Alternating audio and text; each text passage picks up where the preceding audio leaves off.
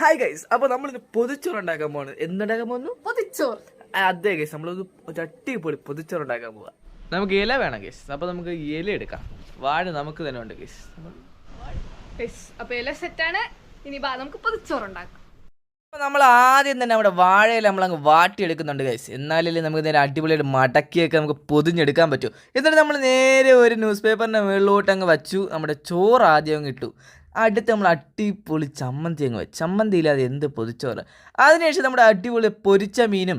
അതിനുശേഷം നമ്മൾ നേരെ കുറച്ച് തോരനൊക്കെ വേണ്ടേ, നല്ല ഒരു വൈവുള്ളൂ. നമ്മൾ കണവത്തോരൻ വെച്ചു. ഉപ്പിലിട്ട നല്ല സീമ നെല്ലിക്ക വെച്ചു. നേരെ നമ്മളങ്ങ് പൊതിഞ്ഞു ഗൈസ്. ഇനി നമ്മൾ പൊതിച്ചോറിന് ഒരു 2 മണിക്കൂറത്തേക്ക് അങ്ങ് റെസ്റ്റിന് വയ്ക്കുക ഗൈസ്. അപ്പോൾ മഴയുടെ വൈബിൽ നമ്മൾ പൊതിച്ചോറ് കഴിക്കാൻ പോവാണ് ഗൈസ്.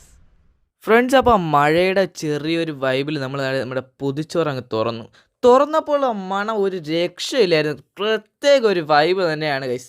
അപ്പോൾ നേരെ എല്ലാ കൂട്ടാനൊക്കെ ആയിട്ട് നമ്മളൊന്ന് എടുത്ത് അതിനെ കുഴച്ച് നേരെ അവളൊന്ന് കഴിച്ചു നോക്കിയാണ്. എങ്ങനെയുണ്ട്? Super super. അടിപൊളിയായിരുന്നു ഗൈസ്. അപ്പോൾ നേരെ അടുത്ത് എനിക്ക് അവളുടെ അടുത്ത് വച്ച് തന്നു. ഒരു രക്ഷയില്ല ഗൈസ്. പ്രത്യേക വൈബ് തന്നെയാണ്. ഒരു രക്ഷയില്ല ഗൈസ്, കിടിലൻ വൈബ്.